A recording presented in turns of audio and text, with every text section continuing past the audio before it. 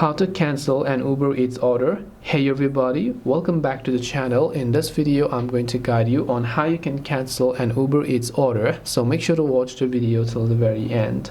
So if you'd like to cancel an Uber Eats order, first of all it just really depends upon what stage your order is in, because if it has already been like half an hour, 20 minutes, 30 minutes since you made your order, because that order has already been prepared, the food is started, the chef has already started chopping the vegetables, they've already started cooking it.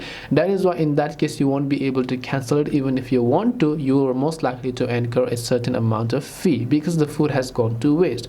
But in some cases you might be lucky. Let's say like it's just been like a minute or two that you just last went ahead and ordered it. The rider who's supposed to give the order to the restaurant has not yet went ahead and then told the restaurant to prepare the order. In that case you might still be lucky and then cancel it. You can simply open the Uber Eats app, tap the accounts icon here, go to the orders tab, check if there are the orders, and you can still cancel it if you see the cancel button there.